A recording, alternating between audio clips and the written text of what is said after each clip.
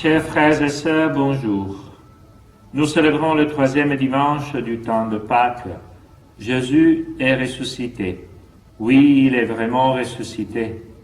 Donc, tout est fait? La mission de Jésus est achevée? Non. Mes chers paroissiens, la parole d'aujourd'hui nous dit que la mission de Jésus n'est pas accomplie, mais qu'elle continue à travers la mission de l'Église. Jésus ressuscité est présent dans cette mission surtout avec le pardon des péchés et l'envoi du Saint-Esprit. Tout d'abord parce que tout le monde avait besoin de ce pardon. Ceux qui avaient condamné à mort Jésus et ceux qui, comme les disciples, l'avaient abandonné. Et tous ces disciples avaient besoin de cette force, de cette aide d'en haut pour redémarrer leur vie à la suite de Jésus. Et cela, nous le voyons dans l'évangile de ce dimanche. Les 2 disciples d'Emmaüs sont en train de s'éloigner de Jérusalem, avec une profonde tristesse et découragement dans leur cœur. Nous espérions que c'était lui le sauveur d'Israël, ils diront. Et même lorsque les femmes revenues du sépulcre annoncent qu'il est ressuscité, ils ne savent pas quoi penser. L'espérance avait quitté leur cœur.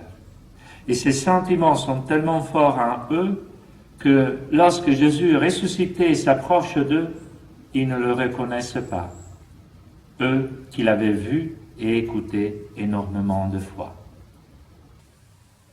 Jésus a fait tout ce qu'il pouvait, mais il y a des obstacles qui empêchent ses disciples de reconnaître Jésus comme Seigneur et de l'accueillir dans leur vie.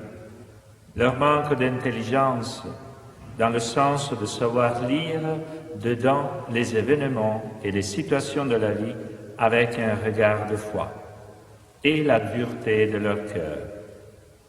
L'histoire de Jésus avec ses 2 disciples aurait pu s'arrêter là, face à ces obstacles, et nous ne serions pas ici 2000 ans après à parler d'eux. Mais il y a une expression, une phrase qui change tout. Lorsqu'ils arrivent au village, Jésus fait semblant d'aller plus loin. Et à ce moment-là, eux, ils disent « Reste avec nous, car le soir approche et le jour baisse. Reste avec nous. » Je n'ose pas imaginer quel éclat de joie il a dû avoir dans le cœur de Jésus lorsqu'il a entendu ces paroles, parce qu'il savait que cela lui aurait permis de se faire reconnaître. Il entra donc pour rester avec eux, dit la parole, et à la fraction du pain, leurs yeux s'ouvrirent et le reconnurent. Ils se dirent entre eux, « Notre cœur n'est-il pas brûlant en nous, tandis qu'il parlait et nous ouvrait les Écritures ?» Mais Jésus disparaît à leurs yeux, parce que désormais, ils n'ont plus besoin de sa présence physique. Ils ont compris que dorénavant Jésus sera présent à travers les Écritures et la fraction du pain, l'Eucharistie. La messe, voilà où nous pouvons rencontrer le Christ ressuscité, nous dit la parole aujourd'hui. Nous le savons, frères et sœurs, à présent, les chrétiens ne peuvent pas participer physiquement à l'Eucharistie. Mais cela nous donne l'occasion de réfléchir sur le passé et sur le futur.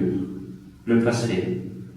Avant cette période, quand je pouvais aller à la messe tous les dimanches et même tous les jours, est-ce que j'ai bien profité de ce don? Ou bien ai-je donné la priorité à d'autres choses? Le futur. Lorsque, si Dieu le veut, on pourra recommencer à aller à la messe comme toujours, quel changement devrais-je faire dans ma vie pour bien profiter de ce don qui est la messe? Mais n'oublions pas que aussi dans le présent, Jésus est avec nous. dans l'Eucharistie, que vous pouvez trouver dans tous les tabernacles des églises qui sont ouvertes, et dans les Écritures, que vous pouvez méditer chaque jour, chaque fois que vous prenez en main votre Bible. C'est Jésus ressuscité qui est là avec vous. Alors, frères et sœurs, pour que Jésus puisse aussi ouvrir nos yeux et rendre brûlants nos cœurs par sa présence de ressuscité dans nos vies, disons-lui ce qu'ont dit les disciples de Emmaüs. Reste avec nous, car le soir approche. Et Jésus entra pour rester avec eux. Que Dieu vous bénisse et bon dimanche de résurrection à tous.